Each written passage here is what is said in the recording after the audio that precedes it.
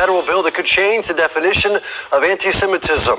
Overnight, the U.S. House passed a bill 32291, and a group of representatives say they want to protect their Jewish constituents. And the bill would essentially make it easier for the Department of Education to enforce anti-discrimination laws at public institutions. So this bill would require the Department of Education to use the International Holocaust Remembrance Alliance's definition of anti-Semitism. Well, the Alliance has a short version of the definition, but also created a list of examples that's included in the new bill. Part of the full expanded definition reads, denying the Jewish people their right to self-determination by claiming that the existence of a state of Israel is a racist endeavor.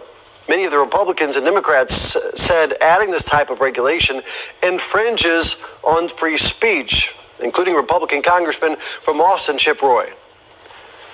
Criminal behavior is criminal behavior. Violating people's civil rights is violating people's civil rights. But when we want to insert the government into what you're thinking and what motivates you, you are empowering that which should never be empowered. The ability of the government to police thought. Austin area Democratic Congressman Lloyd Doggett and Greg Casar also voted against the bill. The bill now heads to the Senate, where its fate is uncertain. It's now. All praises to Yahweh, Ba'ashem, Yahweh Shai, Ba'ashem, Chakwadash, double honors to the apostles and elders of Great Millstone. Shalom, salutations to the hopeful elect that's fighting the good fight of faith and truth, in sincerity and wholeheartedly. Shalom to the Akwat, which is the women believers. Shalom to you. All praises, honor, and glory to Yahweh, Bahashem, Yahweh Shai. So now, it actually did pass. This is the beginning of the famine of the word, because everything trickled down unto us. So basically, it's a law that you basically can't say nothing negative towards the 1948ers, the small hats, the JJs, the people over there in our land that call themselves us. So, us men who teach us will be speaking more in code. So we already in the beginning of the famine of the word. So if you don't know the lingo, you out the loop. And like Apostle Tahar said, which is very great counsel, for the most part, we don't do that anyway. But for myself and younger brothers, that's why when we go out there on the highways and byways, we don't engage with them. Now, if they want to engage when it comes to the scriptures, we tell them the truth. But calling them a false JJ or, basically antagonizing, no, we don't deal with them. So we already in the beginning of the famine of the word. Lord willing, it allowed me to do this, what I'm about to try to do. I knew it wasn't going to let me. I wanted to clear the display. But since it won't let me clear the display, because I guess when you record, you can't clear the display. So I'm going to go down here where it say protecting Israel from criticism is more important than free speech.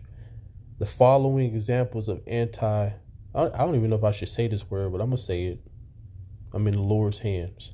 So it says anti-Semitism will apply in public life, the media, schools, the workplace, and in the religious sphere could take into account the overall context including, but are not limited to, calling for aid or justifying the killing of harming the Jays in the name of the radical ideology and extremist view religion. So when you go out there and preach, right, we speak about what's going to happen to Esau, Edom.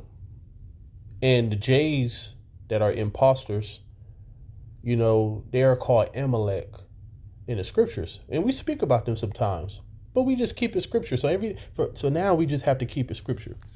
So this is why Isaiah 55:6 is very important. Seek ye the Lord while he may be found. The Lord is tightening the grips. It's going to eventually trickle down to, since they're already taking away free speech against the small hats, it's going to be eventually they're going to take us off the street. So let's get the class of scripture. And this is just my, a lot of brothers did videos on this. This is just my little 2 cents.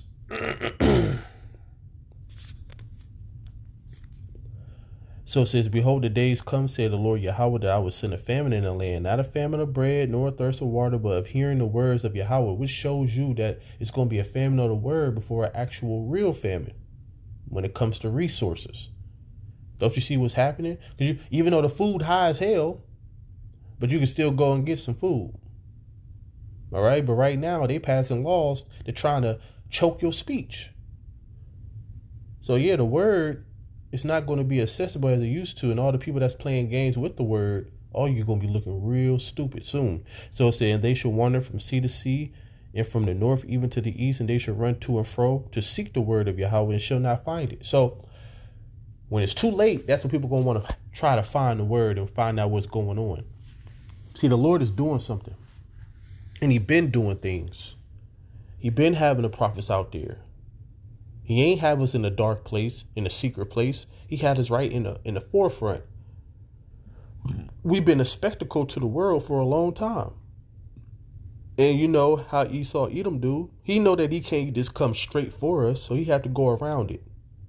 He have to tip around the suspect. He want to go through everybody else to get to us. We are the only threat to his society. All right.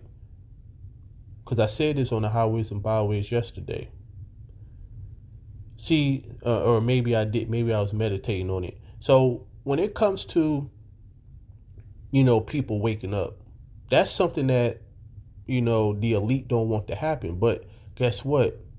If everybody woke up to his bullshit, all he have to do is coerce you, take away resources, threaten your life, and then people will get back in shape because they don't have faith in the Lord and people are scared to death. You can't do that with the prophets. So we are the biggest threat to his system. He want to do away with us. The scripture says some of us he's going to be able to touch. We're going to become martyrs. Some of us he ain't going to be able to touch. We're going to see the whole thing. We're going to see the destruction. We're going to get that power. All right. The Lord is going to go before us and fight for us. You're also going to give us the spirit to fight. All right. Spiritual power, a power that the world can't comprehend.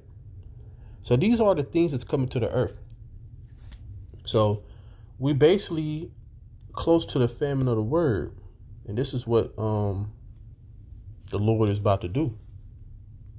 But thou, son of man, behold, they shall put bands upon you and shall bind you with them, and you shall not go out among them. So that's when the Lord take us off the street. And I will make your tongue cleave to the roof of your mouth, and you shall be dumb, and shall not be to them a reprover, for they are a rebellious house. So it's going to be too late. When all these things start to come to pass, it's going to be too late. You're going to be trodden down. That's what Jacob's trouble is all about. Israelites being trodden down by Esau, Edom's armies. So when the enemy come in like a flood, he ain't going to set a standard for y'all. So we are in the beginning of the famine of the word. And I love it. All praises to Yahweh Ba'ashem Yahushua, because the men of the Lord knows that when you take the men off the street and try to censor their speech, the Lord can allow all hell to break loose. He will allow all hell to break loose, because the only reason that he's holding it back is because the word still got to go out. The elect still got to be sealed. Obviously, the elect is sealed or very, very close. So we almost out of here. So to end it on this. Oops.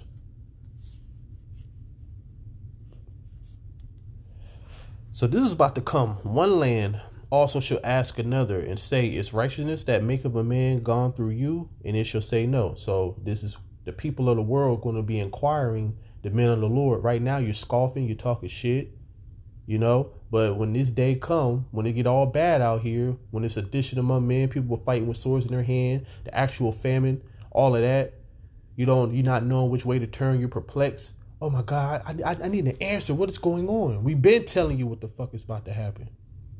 But continue to keep playing. At that time shall men hope, but nothing obtain. They shall labor, but their ways shall not prosper. You shall own nothing and be happy, as the elite said. All right.